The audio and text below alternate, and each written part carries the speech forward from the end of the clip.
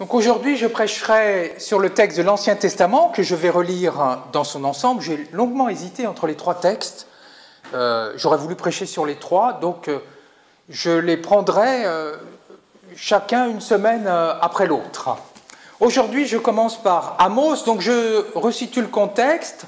Nous sommes au 8e siècle avant Jésus-Christ. Amos est un prophète issu du royaume de Juda, donc le royaume du sud. Dieu l'appelle à prêcher en Samarie, dans le royaume du nord. Alors la Samarie est en plein essor économique, mais cet essor ne profite pas à tous. Il y a l'apparition d'un sous-prolétariat et une misère des petits propriétaires terriens. Donc Amos 8, les versets 4 à 8. Écoutez ceci, vous qui écrasez le malheureux, pour anéantir les humbles du pays. Car vous dites, quand donc la fête de la nouvelle lune sera-t-elle passée pour que nous puissions vendre notre blé? Quand donc le sabbat sera-t-il fini pour que nous puissions écouler notre froment? Nous allons diminuer les mesures, augmenter les prix, fausser les balances. Nous pourrons acheter le faible pour un peu d'argent, le malheureux pour une paire de sandales. Nous vendrons jusqu'au déchet du froment. Le Seigneur le jure par la fierté de Jacob, non, jamais je n'oublierai aucun de leurs méfaits. À cause de cela, la terre ne va-t-elle pas trembler et toute sa population prendre le deuil?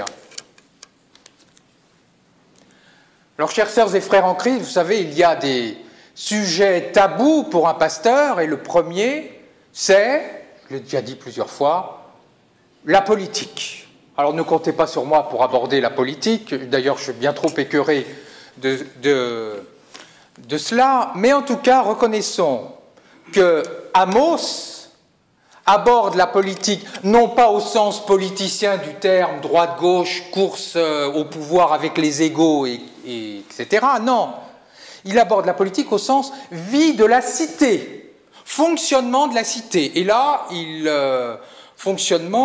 plutôt dysfonctionnement de la cité. Alors, qu'est-ce qui ne va pas? Et quelles en sont les conséquences? Qu'est-ce qui ne va pas? Alors, recitons le contexte. Amos va dénoncer des pratiques scandaleuses, un enrichissement sans aucun scrupule. Il va dénoncer 4 choses. Tout d'abord, une hausse effrénée des prix par les grands commerçants qui se font au détriment des populations pauvres qui se trouvent du coup dans le dénuement. Deuxièmement, on fausse les mesures, c'est-à-dire que les commerçants vous facturent plus que ce qu'ils vous vendent en réalité. Ils trafiquent leur balance. Troisièmement, ils vendent les déchets du froment, du blé. Qu'importe si on vous vend des ordures, pourvu que ça rapporte. Et enfin, ils vendent les pauvres pour une paire de sandales. Qu'est-ce que ça veut dire, ça? Alors, il faut se resituer dans le contexte. Quand quelqu'un avait des dettes, s'il ne pouvait pas rembourser ses dettes, qu'est-ce qu'on faisait? Pour qu'il puisse rembourser, on le vendait comme esclave, ainsi le créancier pouvait se rembourser. Alors ça fait allusion à l'épisode biblique avec Joseph. Vous savez, le malheureux Joseph, dans Genèse 37, qui est vendu par ses frères, et une tradition extra-biblique, donc qui n'est pas dans la Bible, nous dit que les frères, avec l'argent qu'a rapporté la vente de leurs frères comme esclaves, se sont achetés quoi? Une paire de sandales. Donc là, voilà ce que dénonce le prophète Amos. Et ce qui vraiment l'exaspère au plus haut point, c'est qu'il y a une hypocrisie de ces de certains grands propriétaires terriens et commerçants. C'est-à-dire, extérieurement, ils respectent le sabbat. Ils ne travaillent pas le sabbat, ils ne travaillent pas la nouvelle lune. On n'avait pas le droit à l'époque de travailler pendant la nouvelle lune. Mais à quoi servait le sabbat et la nouvelle lune? À se consacrer à la spiritualité et à Dieu. Et là, qu'est-ce qu'ils font? Ils disent, mais vivement que le sabbat soit terminé pour que nous puissions à nouveau préparer nos mauvais coups et faire nos mauvais coups. Donc ils respectent extérieurement la loi de Dieu, mais l'essentiel de la loi de Dieu, qui est l'honnêteté et le respect du pauvre, ça, ils ne le font pas. Alors, comprenez-moi bien, Amos ne condamne pas la propriété privée, il ne condamne pas la richesse, il ne condamne pas non plus la recherche du profit, non, pas du tout. Ce qu'il condamne, c'est certaines pratiques de corruption.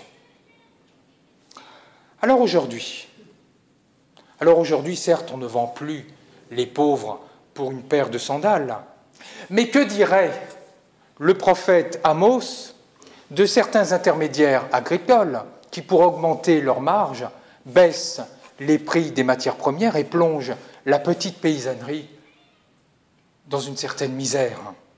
Certes, on ne vend plus les déchets du blé et du froment, mais que dirait-il, par exemple, de la découverte qu'il y a eu il y a quelques mois de 13 tonnes de viande avariée que l'on destinait à acheminer vers la France pour cuisiner des plats?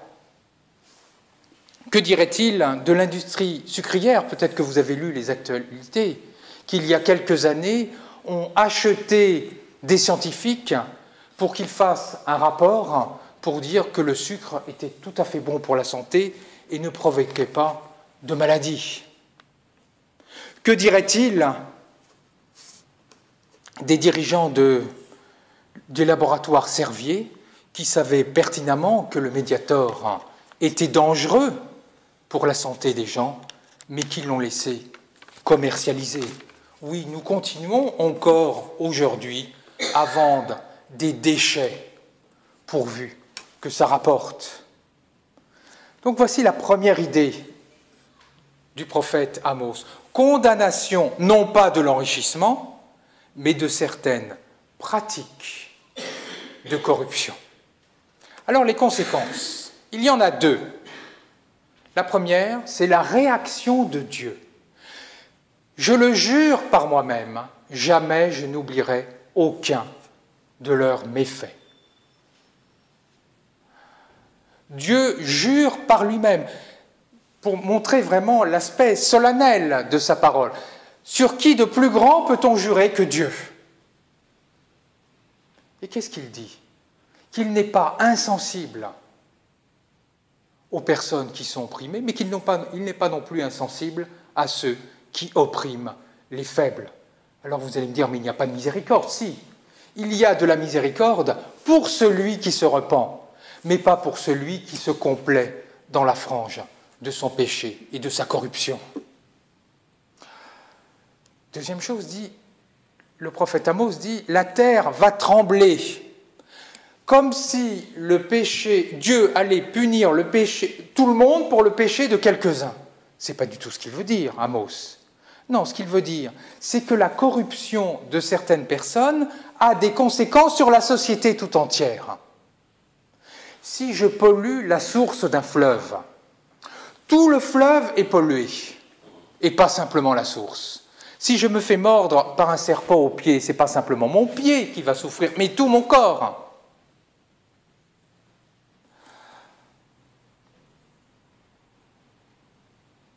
Reconnaissons qu'aujourd'hui, notre société ne va pas spécialement bien. Il y a une certaine corruption au niveau économique, politique, sportif même. Et cela a donc des implications sur toute la société.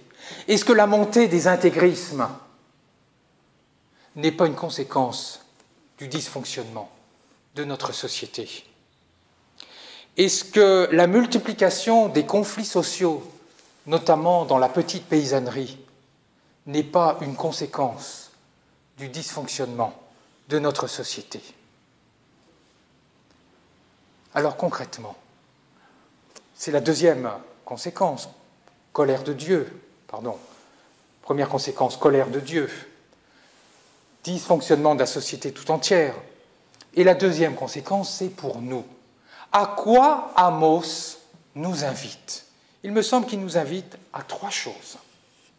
Premièrement, à être des hommes et des femmes, des citoyens lucides, à ne pas nous fermer les yeux sur cette corruption généralisée. Un des miracles que Jésus a fait, un des signes que Jésus a fait, c'est d'ouvrir les yeux des aveugles. Jésus ne veut pas que nous soyons des aveugles. La vérité vous rendra libre. Nous devons connaître la vérité. Et cela, des articles de journaux, des associations peuvent nous informer. Deuxièmement, il nous invite à être des citoyens honnêtes, honnêtes dans leur travail, honnêtes dans leur consommation, équitables dans leur consommation. Et des associations peuvent nous y aider, des associations apolitiques, j'entends. Et troisièmement, il nous invite à être des citoyens spirituels, c'est-à-dire à ne pas être polarisés simplement sur le matériel et sur l'enrichissement, quoique cela est légitime. Il vaut mieux que nous recherchions plutôt à être aisés plutôt que dans la misère, ça, ce n'est pas cela le problème. Mais à être des personnes spirituelles, c'est-à-dire qui ont une quête de Dieu, que le sabbat, que le repos nous servent non pas à vouloir toujours plus accumuler, mais à approfondir notre relation avec Dieu. Et si vous êtes ici réunis, si nous sommes ici réunis ce dimanche, c'est que nous sommes justement des hommes et des femmes spirituels. Les conséquences, donc, c'est la deuxième idée, c'est la colère de Dieu, le dysfonctionnement de la société, mais aussi un appel à être des citoyens honnêtes. Alors, pour conclure, je reprends les 2 idées essentielles de ce texte. Amos condamne de manière très ferme la corruption, notamment sur le plan économique, mais il nous appelle, nous, à être des hommes et des femmes lucides, honnêtes et spirituels. Amen.